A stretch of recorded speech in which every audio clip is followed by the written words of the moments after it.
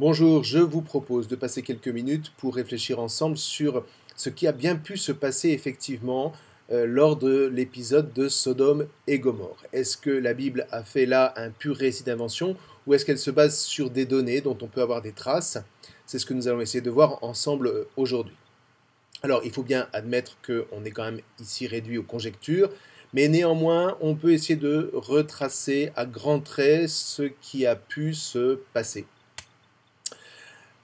Alors d'une part, il faut se rappeler que dans la région, on est sur ce qu'on appelle une faille géologique. Vous savez que la lithosphère, au-dessus de laquelle se forme l'écosse terrestre, est en mouvement. Alors elle est découpée en plusieurs plaques tectoniques qui bougent les unes par rapport aux autres, parce que le magma qui forme le manteau supérieur de la Terre est en mouvement permanent, notamment avec ce qu'on appelle des cellules de convection qui engendrent le déplacement de la croûte terrestre, un peu comme un tapis roulant. Alors à partir d'un continent unique, la Pangée, on peut retracer l'évolution de la croûte terrestre avec plusieurs zones qui se sont séparées les unes des autres et puis qui se sont affrontées. Comme vous voyez par exemple ici, la plaque indienne qui remonte et qui vient rencontrer la plaque eurasienne, ce qui va provoquer l'irruption des chaînes de montagnes de l'Himalaya. Mais regardez bien au niveau nord-est de la plaque africaine. Celle-ci est en train de se séparer de la plaque arabique, ce qui va provoquer évidemment des zones sismiques importantes dans cette région, notamment au niveau de la plaine de la Araba que vous connaissez maintenant. À ce niveau, la plaque arabique et la plaque africaine ne se séparent pas, mais elles glissent l'une contre l'autre et provoquent chaque année des tremblements de terre dans la région. La plaque arabique remonte, elle, vers le nord, tandis que la plaque africaine, elle, se dirige vers le sud. Et cette faille a entraîné la formation d'un gigantesque bassin d'effondrement dans lequel les eaux se sont engouffrées peu à peu, de sorte qu'un lac gigantesque s'est formé, qu'on appelle aujourd'hui la mer Morte. Alors si ce lac est d'une salinité extrême, c'est que toute la région sud notamment, en particulier, est une émergence de ce qu'on appelle un diapyre de sel, c'est-à-dire un énorme dôme de sel, depuis peut-être plus d'1 million d'années, qui forme aujourd'hui donc le sud de la mer Morte et la vallée qui l'entoure, c'est-à-dire la vallée du Sem, qu'on appelle aussi la vallée de Sidim. Nous sommes là à une altitude de moins 400 mètres au-dessous du niveau de la mer, ce qui est une situation tout à fait unique sur toute la planète. Bref, nous ne sommes pas là pour faire de la géologie, mais enfin tout de même, cette géologie va nous permettre de comprendre bien des choses. En fait, concernant cette région, vous avez deux interprétations. La première se trouve dans le Talmud, qui pense que la région, au moins vers le nord, était très fertile à cette époque, en tout cas beaucoup plus qu'elle ne l'est aujourd'hui, ce qui n'est pas impossible. Et c'est la raison pour laquelle j'ai évoqué cette possibilité dans le clip qui parlait de la séparation d'Abraham et de Lot. Il ne faut pas trop vite la rejeter, parce que c'est vrai qu'on comprendrait difficilement qu'un berger rejoigne des contrées absolument désertiques avec ses moutons. Donc voilà, il faut se souvenir aussi que le Jourdain n'est pas le mince filet d'eau qu'il est aujourd'hui.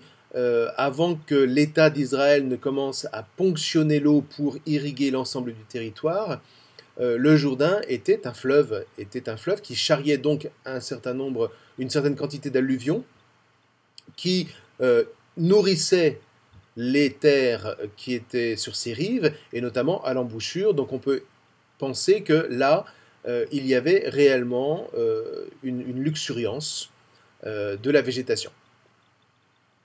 Alors l'autre interprétation qui existe est, elle, un peu plus scientifique, et elle concerne en particulier le sud de la mer Morte. On sait que des villes se sont effectivement installées, on en a parlé justement à l'époque où on vous raconte qu'Abraham est allé secourir Lot, qui avait été fait prisonnier, puisque ces villes avaient été l'objet de la conquête de rois de Mésopotamie. Donc on sait que des villes se sont installées dans cette région, notamment pour exploiter l'asphalte, qui est en quantité énorme dans cette région. On trouve des traces géologiques à l'époque de cet asphalte dans les anciens lits de rivières.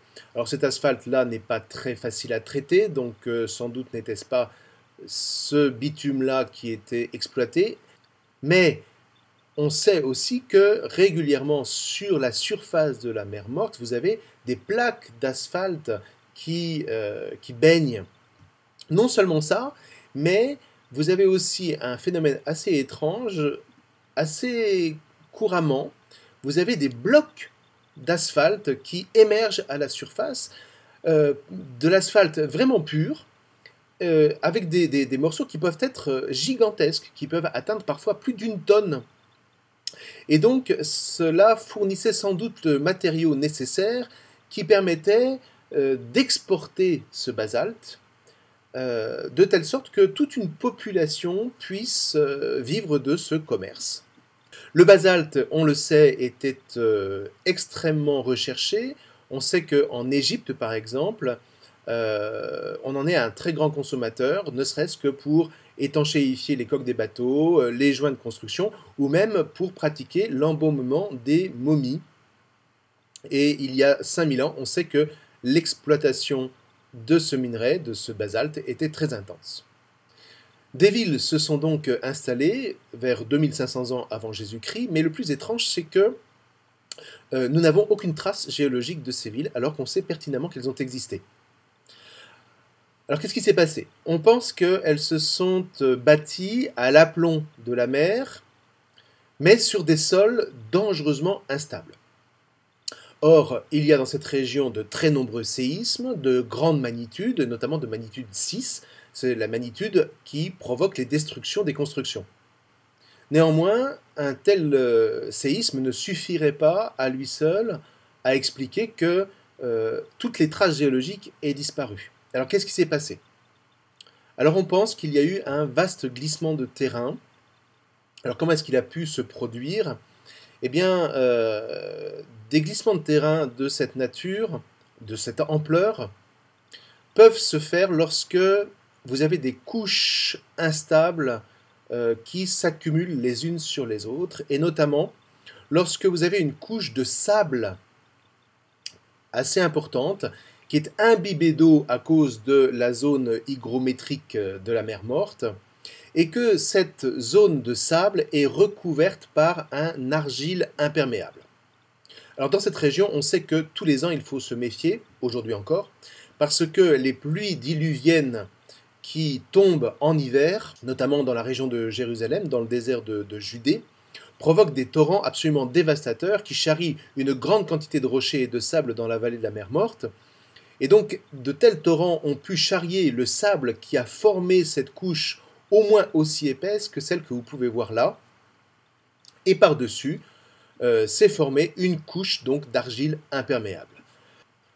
Alors que se passe-t-il dans le cas d'un séisme à forte magnitude, à magnitude 6, donc très destructeur? Eh bien, ce séisme provoque d'abord des pressions extrêmement fortes, ce qui fait que la couche de sable qui est imbibée d'eau va se liquéfier, c'est-à-dire que le sable va se sédimenter, l'eau va passer au-dessus, de sorte que sous l'argile imperméable, on va avoir comme une espèce de coussin glissant de sable mouvant. Alors quelquefois, cette eau peut aussi sourdre à l'extérieur. C'est le cas de ce phénomène que vous avez eu au Japon en 1964. Ce sont les seuls documents qu'on ait de ce phénomène. Alors là, ce que vous voyez là, ce ne sont pas des explosions de canalisation, mais c'est précisément le surgissement de cette eau qui était prisonnière dans une couche de sable souterraine, mais qui a été libérée par le séisme. Vous voyez, c'est très impressionnant. Et dès lors, le séisme qui a dû se passer a provoqué cette liquéfaction du sol, la couche d'argile est devenue glissante, et tout ce qu'il y a au-dessus est devenu un gigantesque toboggan qui a emporté les constructions et les hommes qui s'y trouvaient dans la mer, sans espoir d'y réchapper.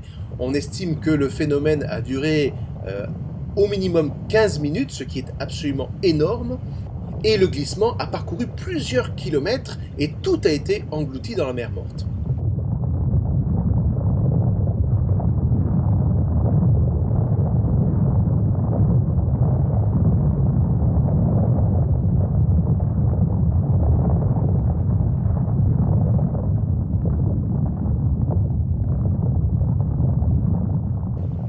Alors si vous ajoutez à ça le fait que la roche de cette région retient prisonnière des poches de méthane inflammable, qui rendent d'ailleurs aujourd'hui encore les travaux de voirie extrêmement difficiles, eh bien, vous pouvez imaginer que ce méthane a été libéré, qu'il a explosé et qu'il a pu embraser l'atmosphère, d'où les descriptions de la Bible.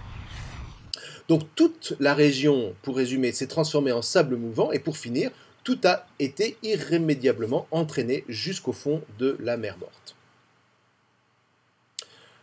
Anéantissement total, toute la population a dû périr en à peine 20 minutes. Alors quand vous avez un tel phénomène, il est impossible que la mémoire de l'humanité la passe sous silence, au moins les populations qui étaient alentour. L'événement ne s'est sans doute pas passé à l'époque d'Abraham, mais parler d'Abraham, c'est parler, rappelez-vous, des fondements. Et il a très bien pu se passer à son époque des séismes importants. Alors de là à rapprocher cet épisode de Sodome et Gomorrhe avec les séismes de l'époque d'Abraham, il n'y a qu'un pas que la Bible va franchir. À l'époque, donc, quand vous avez des populations entières qui disparaissent, il ne peut y avoir qu'une seule explication, c'est que ces populations étaient impies, qu'elles ont irrité les divinités qui donc les ont châtiées. Alors quand la Bible récupère cette tradition, elle le fait au nom du Dieu de l'Alliance, mais un Dieu de l'Alliance qui ne peut pas châtier ensemble le juste et le méchant. Sans doute, est-ce qu'on se souvient aussi que le neveu d'Abraham, Lot, a rééchappé à l'un de ces séismes, et donc on va rapprocher ces deux traditions.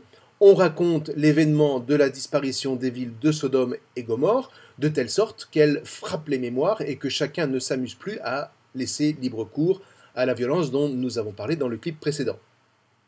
Alors vous voyez, encore une fois, la Bible, certes, ne fait pas de journalisme, mais il n'empêche que c'est bien par elle que cet événement est connu et qu'il s'est perpétué dans les mémoires. On a quelques traces, notamment dans une tradition philistine, qui parle aussi d'une ville sacrilège de la vallée de Siddim qui s'est effondrée dans la mer et qui confirme donc la Bible. Quoi qu'il en soit, donc, ce récit fait maintenant partie de l'histoire sainte, au même titre que celui du déluge, et il continue de marquer les mémoires. Comme toujours, il n'y a pas de fumée sans feu, donc s'il y a un tel récit dans la Bible, c'est qu'il s'est certainement passé quelque chose de cet ordre-là, que nous avons essayé de décrire.